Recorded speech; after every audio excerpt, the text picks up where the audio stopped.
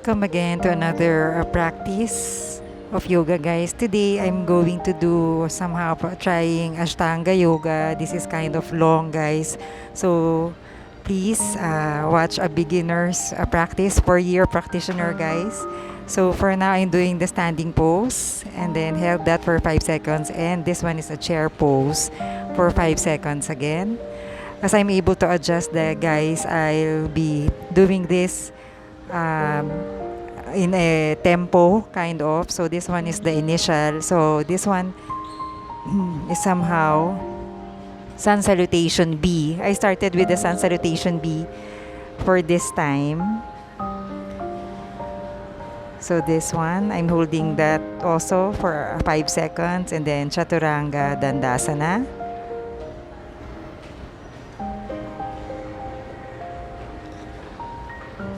And then still adjusting, guys. My body still, needs to warm up. That's why you're also doing sun salutations to somehow warm up.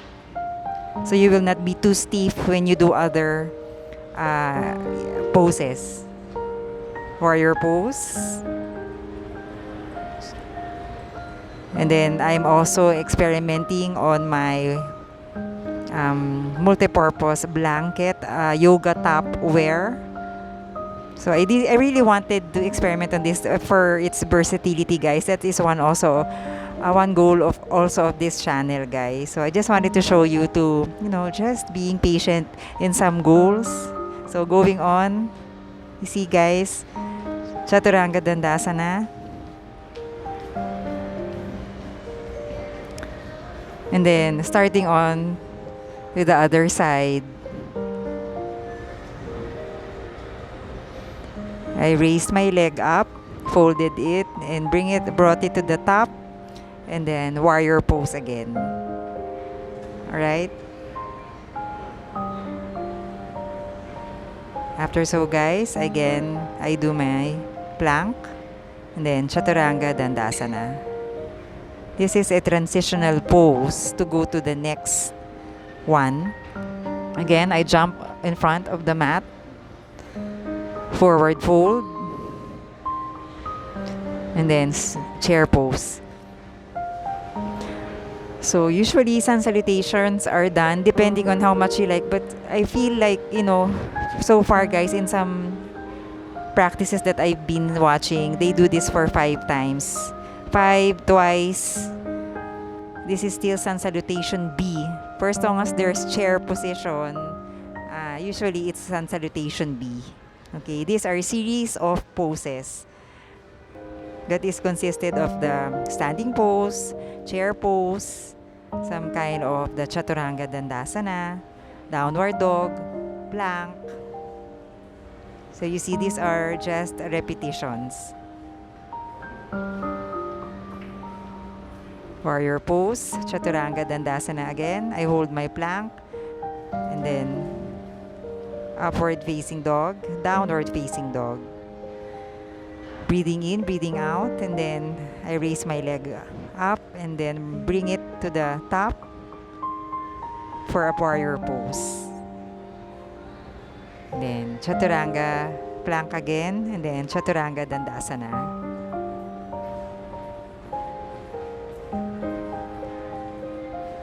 Downward dog, jump onto the front, forward fold,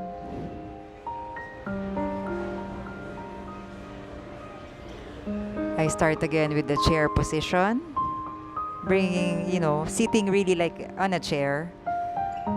And maybe, why did I stand again? I practiced that again. Right. I had to move my mat, guys. Chair position again. I redid it again, guys. And then practicing this, a forward fold. Gently, guys. You don't have to force yourself if you can still do it. I'm not able to properly. Still in that stage, guys. Being patient. Yoga is really being grateful for whatever opportunity you're able to do.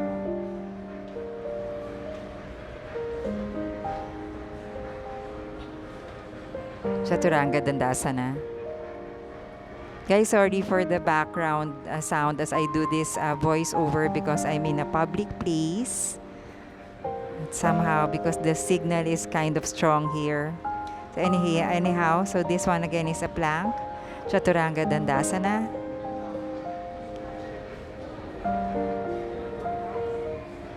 And then downward dog. Jump onto the front. Forward fold. Chair pose again. You see the sequence already. That's the flow you see already. Like it's working. I'm a little bit warmed up here already, guys. So this one. Chair pose again. I do a forward fold. I do my plank, Chaturanga Dandasana. I'm doing this a little bit already in tempo because my body is warm already somehow. So bringing again my leg to the front, warrior pose, down onto my plank, Chaturanga Dandasana, upward dog, downward facing dog. Raising again. Okay, sorry guys, I needed to fix this one, guys. Okay, just being patient with this one, guys. Learning from mistakes, flaws of the style. But you see, we're able to improve while, you are also learning how to twine it, how to tuck it in. Again, doing my downward dog. Raising my leg up again on the other side. Bringing it to the top. Warrior pose again. Down, plank, Chaturanga Dandasana, upward dog, downward facing dog,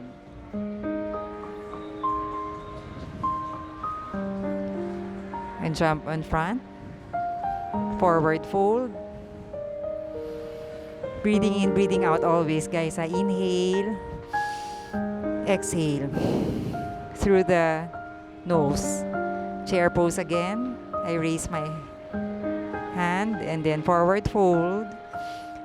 And then I bring myself up to a plank. Chaturanga Dandasana. Upward dog and downward facing dog. And again, doing this a little bit in a tempo, a little bit fast. Warrior pose. Down again. Plank. Chaturanga Dandasana. Upward facing dog, downward facing dog. In a tempo, again, raising your leg up on the other side, bringing it to the top, warrior pose. You see the flow already, guys. So that's how yoga is. When you are already like somehow practicing it all the time, you get the flow. Ready? Downward dog again. Jump into the front of the mat, forward fold. Chair pose again. Standing position. So maybe I think I've done this already 4 or 5 times, trying to fix my multi-purpose blanket yoga top. Now you see, if you have an extra blanket that you feel like you think it's proper for this, for your exercise, this could be one. If you don't have any outfit or or you want to cover your that part of your body, a wrap around fabric is good. Now this one, I'm doing the Sun Salutation A for this Ashtanga series, primary series. So that one is a cactus pose, a standing cactus pose, folding over, and then still adjusting, guys, onto the Sun Salutation A. This should have been done first, but guys, I overlooked it. I jumped onto Sun Salutation B a while ago, so pardon me, guys. I just wanna make sure that you are not confused. This is Sun Salutation A. So the Sun Salutation B I did 5 times, so this one is 5 times again. So this one started with a standing position and cactus pose. This is the second set of the Sun Salutation A, and then standing pose again. I fold over, bring myself up, And then plank, chaturanga dandasana, upward facing dog, downward facing dog. That is the second time. Now again, jump onto the front again. Inhale, exhale here. Inhale again. Exhale here. Inhale. Exhale here as I bend. So far guys, that's how I do it. And then I return. Inhale again. Raising my arms up. Fold over. Exhale here. Inhale again. Exhale here as I do my plank. Exhale. Chaturanga Dandasana. Upward dog. Downward facing dog. Alright? Again, tiptoed. Bring yourself to the mat. Up to the mat. Fold over. Inhale here. Exhale here. So doing again the third or fourth set of sun salutation A.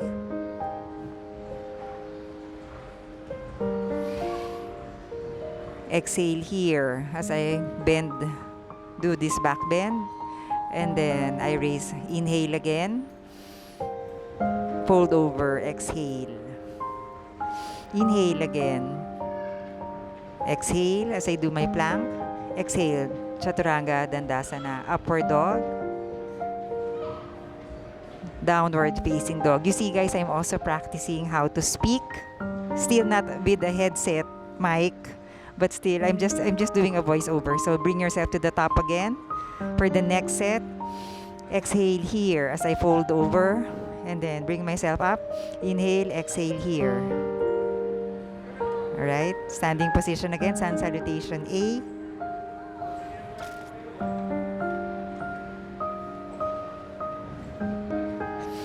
Raise your hands. Inhale, exhale, cactus position. Not sure if I'm doing this properly, but comment below guys. I know for your practitioner. Inhale again, exhale as I fold over. Inhale again as I raise my body, and then plank, chaturanga dandasana, upward dog. Inhale, exhale, downward facing dog. Inhale, exhale there to the front of the mat. Inhale, exhale here.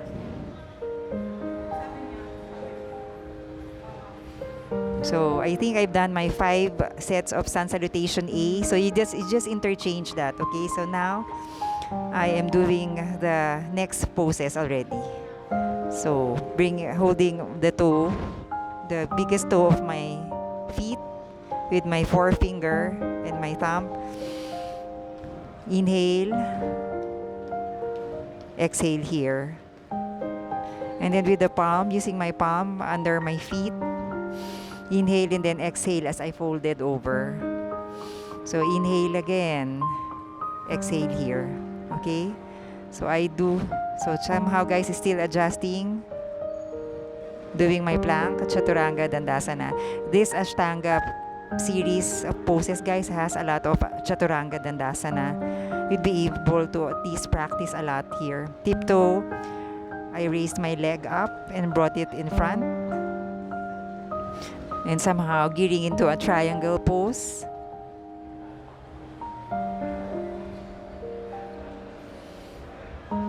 And then somehow doing a twisted triangle pose, and somehow twisted. I should be bringing, yes, my arm onto the, you make sure you adjust your body, and your front upper torso should be also somehow gearing towards the opposite side. And here still adjusting guys.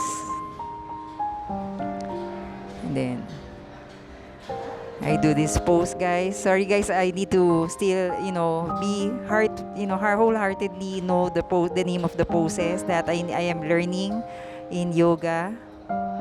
So this one guys, also do this pose. So returning to chaturanga dandasana, plank, upward facing dog, and then downward facing dog. Alright? Raising my leg up.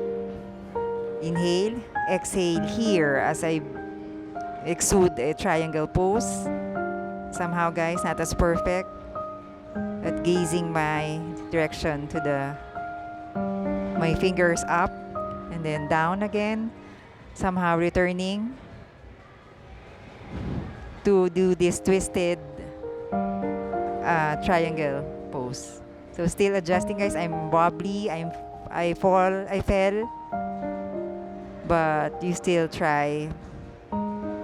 So whenever you have flaws or mistakes in yoga or in anything that you do, you just review, just improve, move on, just start again, begin again. All right. So doing this pose, guys. Sorry, should have known the name of this one. Sorry, guys. 4-year practitioner, guys. I was really focused on doing the yoga poses first before I'm able to at least know wholeheartedly the terms of the yoga poses. Downward facing dog. Inhale again.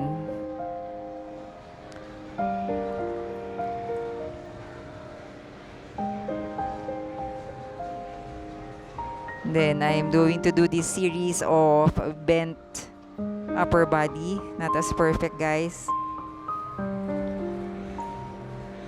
So as I inhaled, exhaled as I folded myself, and then inhale again as I returned, exhale here again, holding still, guys, practicing this. Inhale as I returned, and then my hands at the back, exhale here.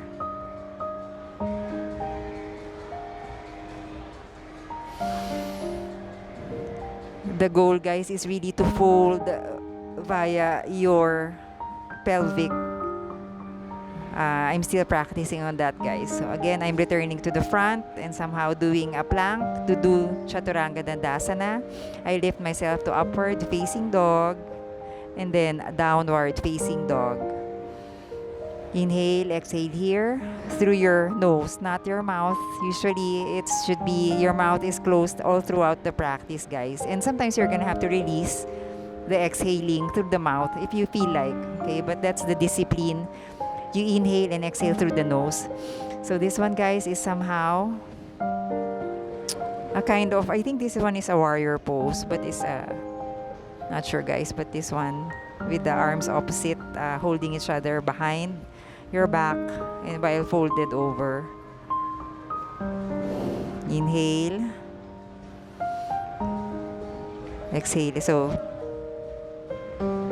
So still trying to adjust, guys. Okay, I'm trying to check my cue card.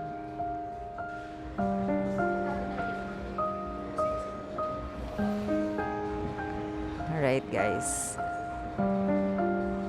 So this one, guys, it's kind of hard, holding the biggest toe of my foot with my fingers and then folding it over to the side, still guiding myself with in the wall with the wall, and then doing this side one. Still practicing this, guys, and then brought it back to the front, somehow wobbly. This needs a lot of concentration, guys. And it takes a while to be able to hold that for a few seconds, guys. Promise. One day, you just keep on practicing. Did my plank, Chaturanga Dandasana, upward facing dog, downward facing dog. Again. Adjusting, raised my leg up. And then swung it to the front to do that somehow warrior pose.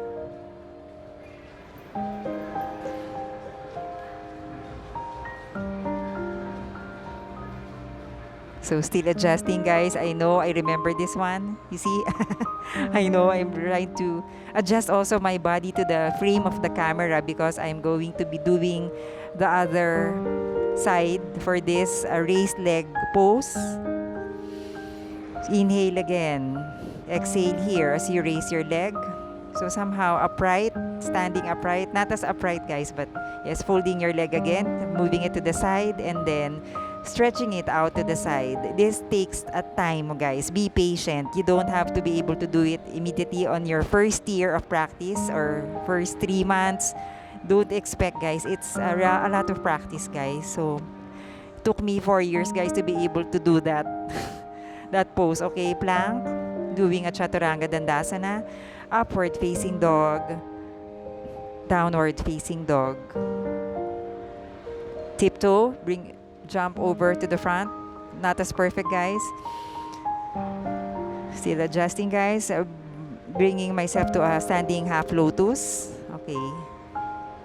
So somehow there should be no fabric underneath that can pull, you know. Yeah. Okay. So folding over while doing this half lotus. Being patient, guys. That is yoga. Accepting. Being grateful for the moment that you're able to just do the practice.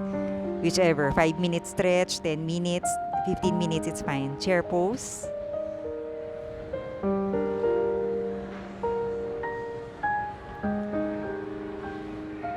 Okay, adjusting, guys. This is another warrior pose. You see, when I'm adjusting, I'm not really focused. But you see, you're gonna have to calm yourself and bring yourself back mindfully to the practice. When there's disturbance, like sometimes the phone rang because my mom called, like maybe silencing the phone or some kind of I don't know how you do your yoga practice, guys. This one again, half lotus on the other side, folded over, raised my body. I returned and then chair pose again, guys. This chair pose, guys, it took me a while to be able to, not slouch and have a straighter, upright position. And then this one is a warrior pose. Okay, adjusting. So I need to check my cue cards, guys. All right.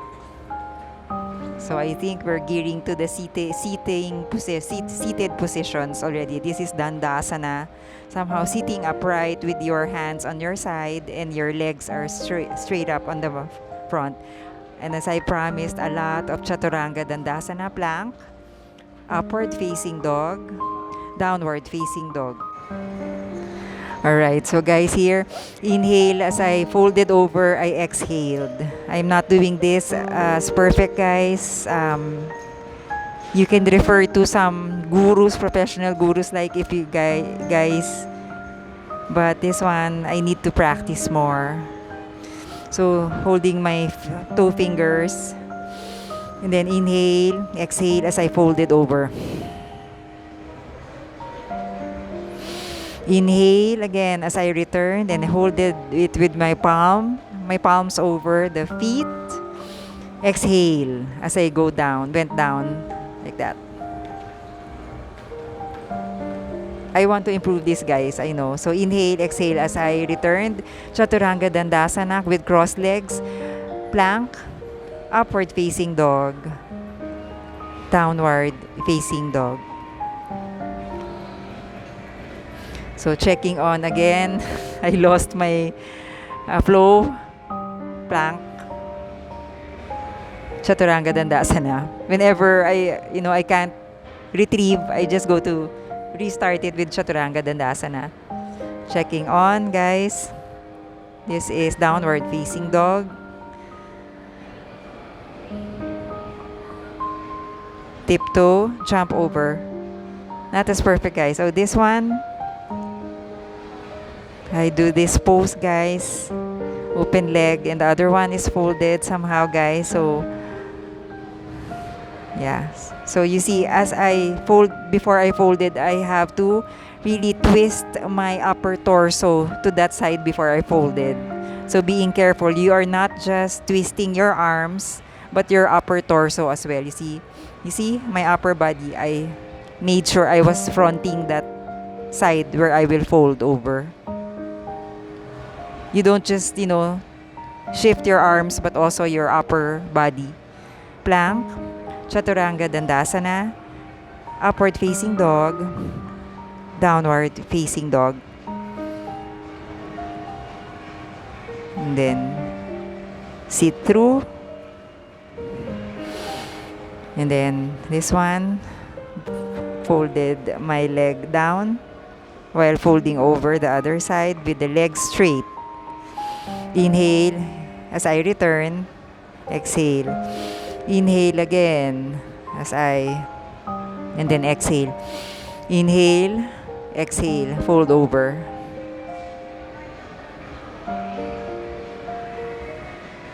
Inhale again, exhale here as I return. Okay? Gearing to Chaturanga Dandasana again. Fold over, upward facing dog, downward facing dog. Alright? Again, guys, a lot of chaturangas in between every pose in Ashtanga yoga. Somehow, guys, you see, I mean, it's obvious, guys. So, this one again, another variation of this, guys. I'm trying to put justice in this, guys. So, yeah, somehow. So, guys, I'm doing the voiceover, not to really be an instructor because I'm not, a professional guru for yoga, but really just practicing my speaking skills, being able to at least do this somehow. Okay, so again, Chaturanga Dandasana, upward dog, and then downward facing dog. Now, I was thinking already here, like I'm always redoing this fabric, but this time you see the purpose or also that you're able to use this as a towel. But really just being focused on your goal.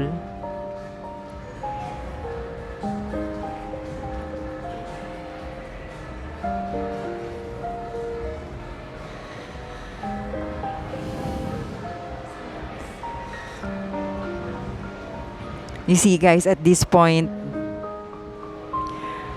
it's kind of, I'm really already very tired. I'm very much stretched already. I can feel the flow.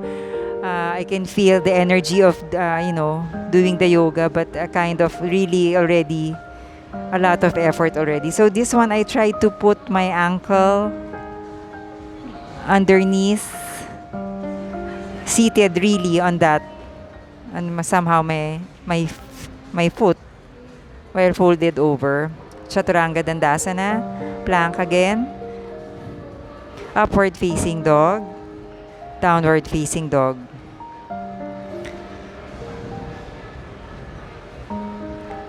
Tip. Okay. I crossed to go to the mat, to the in front of the mat, guys.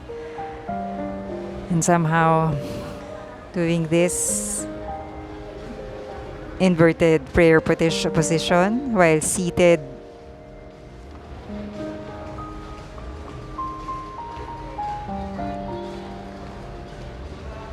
And then set again for Chaturanga Dandasana plank, upward facing dog, downward facing dog. Jump onto the mat, in front of the mat, and seated position again. The other side, this one, first side, I'm going to inhale, exhale as I twisted to the right and gaze over my right shoulder. Inhale again and return. Exhale. Inhale again. Exhale.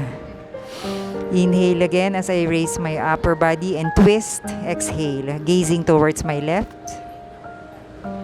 So as something like a string is pulling you up on the side of your head. And then this one, again, I return. And doing this, I forgot the name of the pose, guys.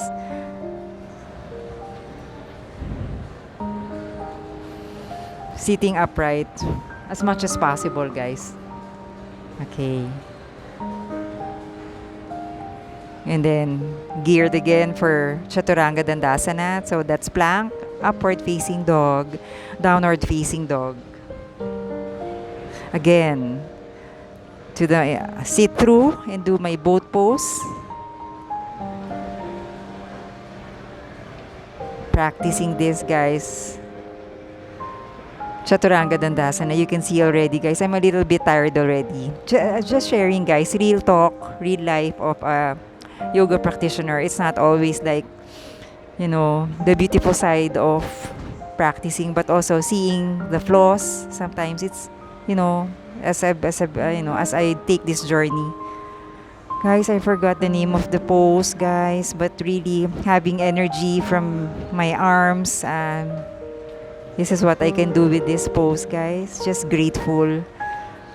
It took me a while, guys, before I'm able to even twist my arms into that Chaturanga Dandasana, upward dog, downward facing dog. And then I sat, and then this one, I did this one. Chaturanga Dandasana, upward facing dog, downward facing dog. Tiptoe, bring yourself in front of the mat in the sitting position with legs open somehow, reaching the toes of my feet with your arms. And then trying to fold over. This is my first goal. Somehow one day I'll be able to do until to the floor, down on the floor, my upper body. And brought myself again down to a plank. Then Chaturanga Dandasana, upward facing dog, downward facing dog. A lot of patience, guys.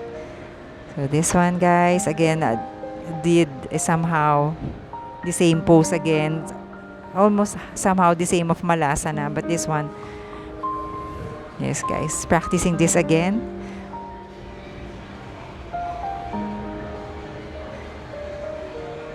Chaturanga Dandasana again, plank, upward facing dog, downward facing dog.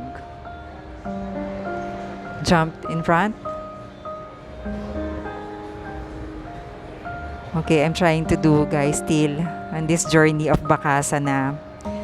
So trying to put my knees under my armpit with one leg. One leg, guys. I'm kind of tired, sorry guys for this one. I need to improve this one, guys. Now the fabric is really flowing on its own, so I just decided somehow on this part, I just wanted, what did I do on this part? I still wrapped it around? Okay. I was still getting patient with it.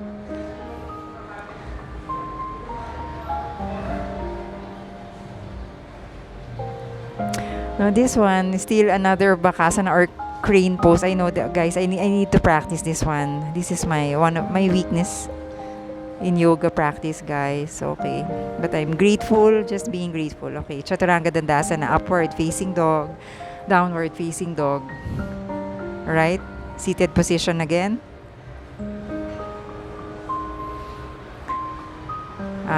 I think I'm doing, this is half lotus. Now, if I bring my another leg, it's full lotus already. So this one, inhale, exhale as I carry myself with force in my arms on the ground. Somehow suspended, guys. I know, it's a lot of practice of years, guys, before I'm able to at least carry at least an inch from the ground. Chaturanga Dandasana, plank, downward dog, upward dog, downward dog. Brought myself back to the seated position, and somehow, guys, sorry for the term, I forgot to do the term, to research on the terms, guys.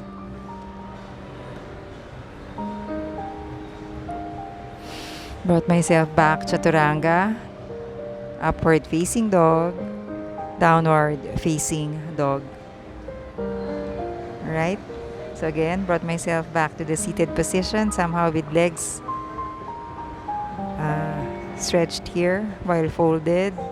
Chaturanga Dandasana again. A lot of Chaturangas, guys. Upward facing dog, downward facing dog.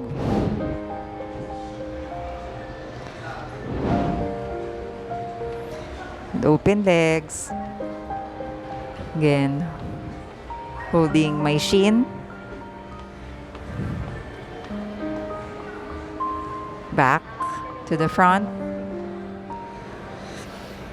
Inhale, exhale here. And then another one on the other side. Maybe I just wanted the other side. So, okay. So this one, guys, I need to raise my leg up somehow guys, practicing this one, holding this for 5 seconds. And somehow, guys, I need to improve this one. Chaturanga Dandasana, guys. Plank. Upward facing dog. Downward facing dog. Again, the blanket. You see?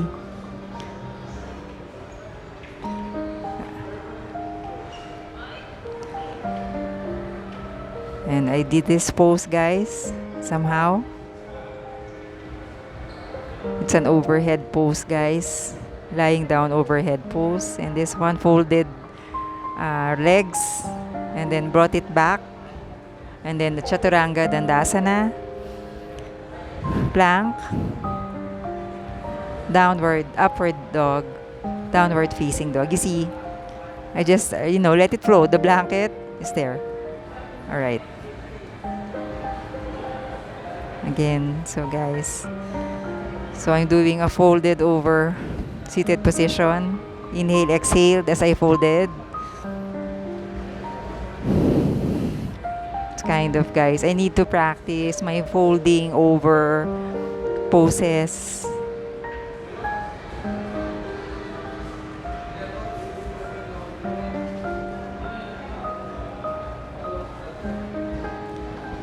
Okay. Plank again. Chaturanga Dandasana. Upward facing dog.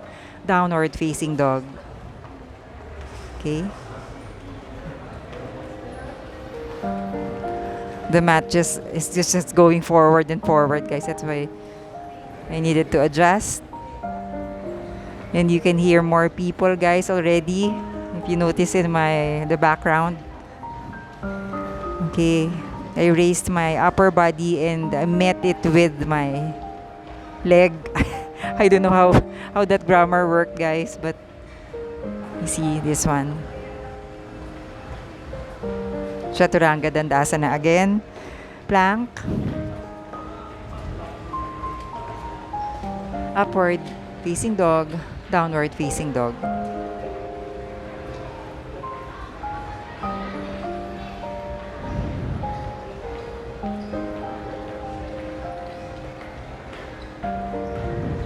Checking on my cue card.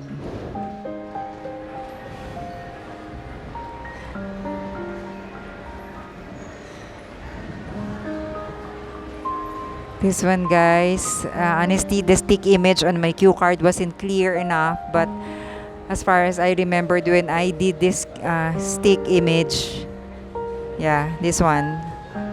So somehow a raised leg while reaching it with your hands to the opposite side while the other one is down. A lot of work, guys. Chaturanga Dandasana again. Plank. Upward dog.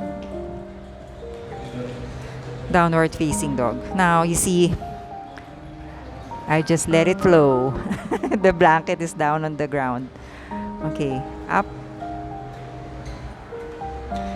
Both pose. And then closer a little bit, guys. And then Chaturanga Dandasana again.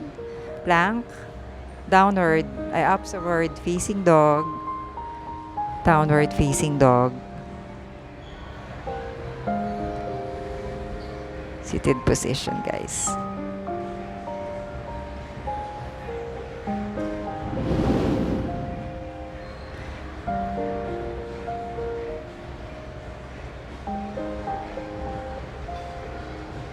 And kind of sorry, guys, for the the tempo of the practice. It stopped because of this blanket. But somehow, guys, like you already know, like maybe we can make it better as you wrap it around initially and the practice. So this one, guys, just pretending to be able to do this pose, like that suspended pose, full body, but just pretending. And one day I'll be able to, because that's how I started in some poses during the beginning years of my practice, guys, my journey.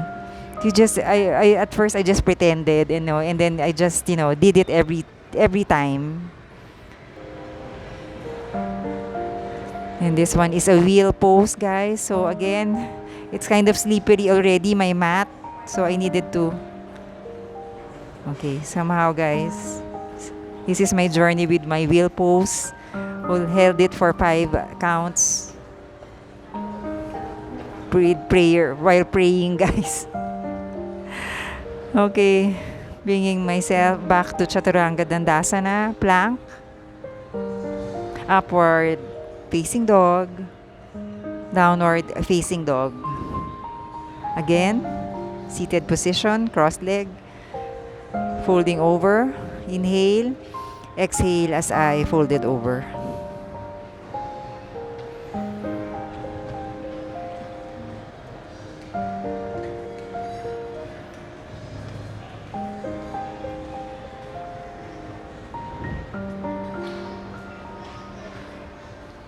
I don't know the term, guys, for this one. Both legs are raised. Upper torso is raised also, supported by my hand.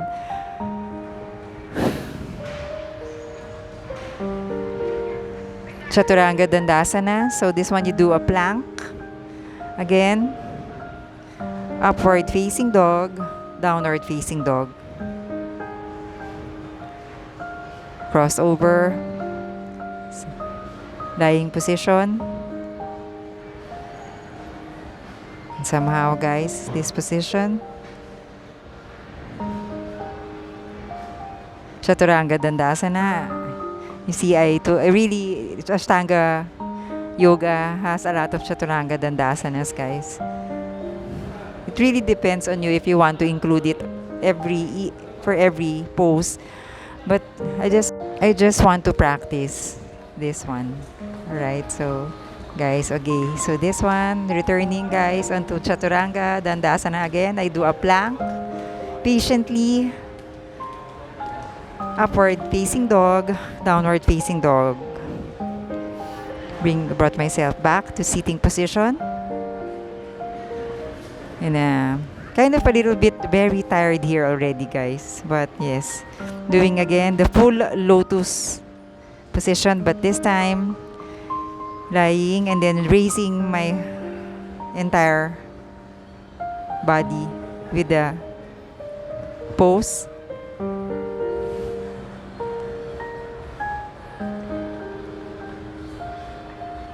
Releasing. Chaturanga Dandasana. Plank. Upward facing dog. Downward facing dog. Sit. I sat over again.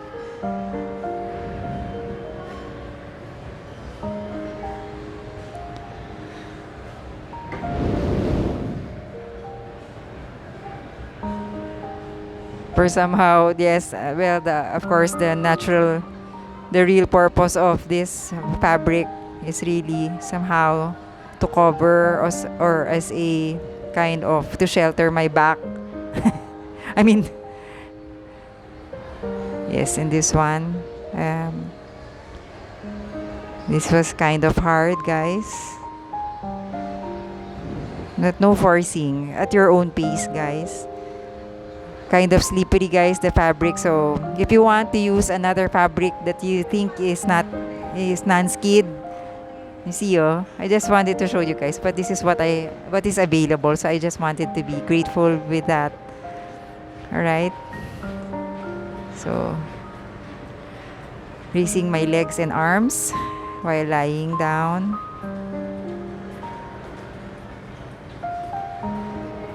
Chaturanga Dandasana while having that blanket. It's a little bit of slippery.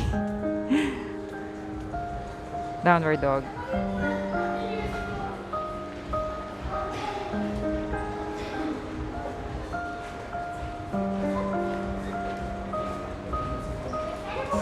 Again, this position, guys. Held it for 5 counts. And then alternately, usually you can do this like a full half, both your legs half, but you can do alternate. And then Chaturanga Dandasana, plank, upward facing dog, and then downward facing dog. Alright, brought myself to a seated position.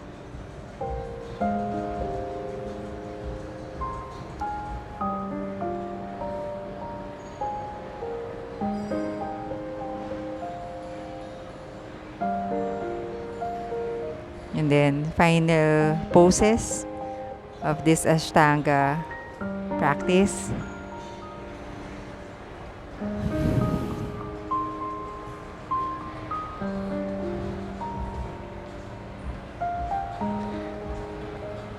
Oh, yes. Okay, another Chaturanga Dandasana plank. Upward facing dog. And then downward facing dog. Alright. So guys, here. Doing this pose again.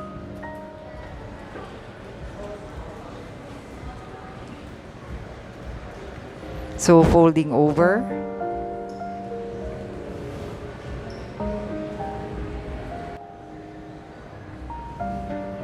And then never-ending Chaturanga Dandasana, guys. Again, adjusting on the fabric near my shin. Upward dog.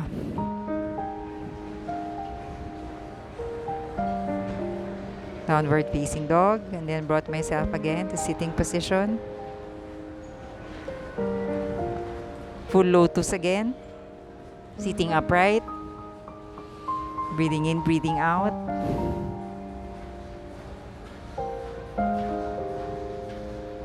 Chaturanga Dandasana. Upward facing dog. Downward facing dog. Yoga is any practice, guys. I think any exercise is resilience. You know, this one here, I'm really so tired already. Full lotus, guys, suspended. I forgot the name of this one. I need to review, guys. Chaturanga Dandasana. That's a plank. Upward facing dog. Downward facing dog.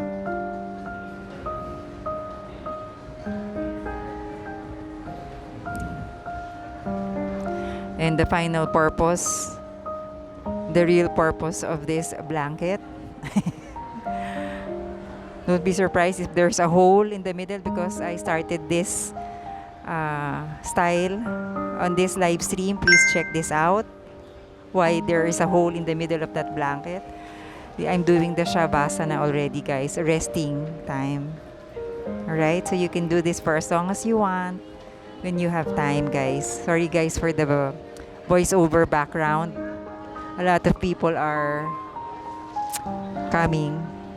I'm doing the overhead stretch, full body with my, now this one hugging my legs to my chest. And then going on to the other side with eyes closed. And then doing a seated position. Breathing in, breathing out. Namaste. Thank you so much, guys, for your time. I hope you know we learn something from everything that we practice on, guys. So improving just again on another practice. Thank you, guys, once again. Yoga Life Care with Carmina is about hacks, routines, disciplines, flow, schedules. Take care, you guys. Bye.